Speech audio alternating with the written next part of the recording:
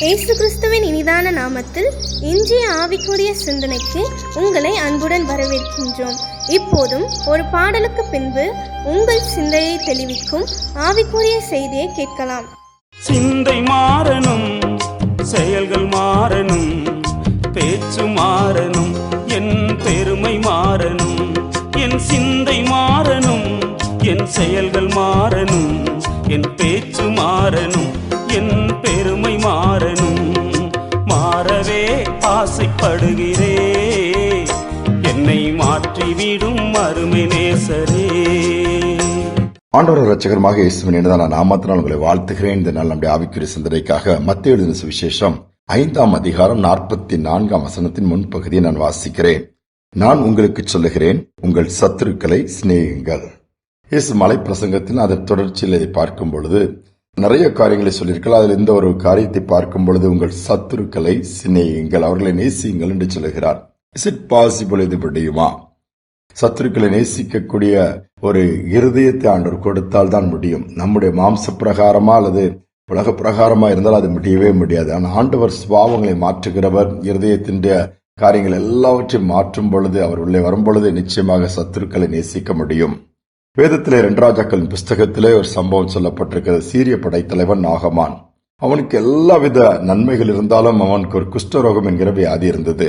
உயர்ந்த பதவி, பேர், புகழ் எல்லாம் இருக்கிறது.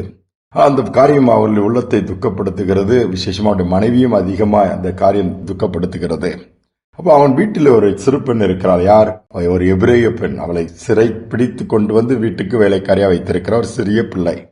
அந்த பிள்ளை என்ன நினைச்சிருக்க, எங்க அம்மா அப்பாவட்டெல்லாம் இவர் பிடிச்சிட்டு வந்துட்டாரு, எங்க தேசத்துல நிறைய டேமேஜ் பண்ணி எல்லாரையும் அடிமையா கொண்டு வந்திருக்கிறாரு, அதனால இவருக்கு குஷ்டரோகம் நல்லதுதான். சொல்லவே இல்லை. எஜமானுடைய மனைவி அந்த எஜமாட்டி துக்கமா இருக்கும்போது போய், ஏன் நீங்க துக்கமா இருக்கிறீங்க? நம்முடைய எஜமானுக்கு இப்படி ஒரு பிரச்சனை, ஒன்னும் கவலைப்படாதீங்க, எங்க தேசத்துக்கு போனாங்கன்னா அங்க ஒரு தீர்க்கதரிசி இருக்கிறாரு, அவர்கிட்ட போனா சுகமாயிரும் சொல்லி பாருங்கள், சுகமாக்குவதற்கு அது மாறுவதற்கு ஒரு வழியை ஏற்படுத்தி கொடுக்கிறார். உண்மையிலே சத்துருவாகி அந்த நாகமான நேசித்ததினால்தான் இந்த காரியத்தை சொல்ல முடிந்தது. இல்லாவிட்டால் என்ன, என்னை சிறைப்பிடித்து எனக்கு இப்படி பண்ணின, உனக்கு இது சீக்கிரம் ஒரு முடிவு வரும் என்று எப்போ கதை முடியும்னு காத்திருப்பாங்க. ஆனா அந்த சிறு பெண்ணுக்கு அப்படிப்பட்ட ஒரு இருதயம் இல்லையே. நாகமன் போகிறான், அந்த சம்பவம் முடிவு சொல்லுகிறது. அவன் குஷ்டரோகம் நீங்கி சந்தோஷமாய் திரும்பி தன் தேசத்துக்கு வருகிறான். எவ்வளவு பெரிய ஆச்சரியம்! நாம் ஒருவேளை அநேக காரியங்கள் நன்கு அறிந்தும் கூட சத்துருக்களை நேசிக்கிறோமா, அவளை சிநேகிக்கிறோமா, அவளுக்கு நன்மை செய்கிறோமா என்று கேட்டா நம்ம நன்மை செய்ய மாட்டோம், நேசிக்க மாட்டோம், நாங்க எங்க பாட்டுக்கு ஒதுங்கி போயிருந்தோம் ஒரு புதிய ஒரு பதிலை சொல்லுவோம். அப்படி அல்ல, அவர்களுக்கு நன்மை செய்ய வேண்டும் என்று ஆண்டவர் எதிர்பார்க்கிறார். இதைதான் ஆண்டவர் நம்மிடத்தில் எதிர்பார்க்கிறபடி அப்படிப்பட்ட ஒரு சுபாவத்தை கர்த்தர் நம்மில் வெளிப்படுத்த விரும்புகிறார். 2 காட்டுவாசி இனங்களுக்கு இடையே சண்டை நடந்தது. சண்டையில ஒரு டீம் தோத்துருச்சுது, ஒரு டீம் ஜெயிச்சிருச்சு. அவங்களுடைய கொள்கை என்றால் தோற்றவர்கள் எல்லாம் ஜெயித்தவர்களுக்கு அடிமையாய் போய்விட வேண்டும். அப்பொழுது அந்த காட்டுவாசி, அந்த இனத்தின் தலைவன் கொல்லப்பட்டதுனால அந்த ஜனங்கள் எல்லாம் அடிமையாய் கொண்டு போய்விட்டார்.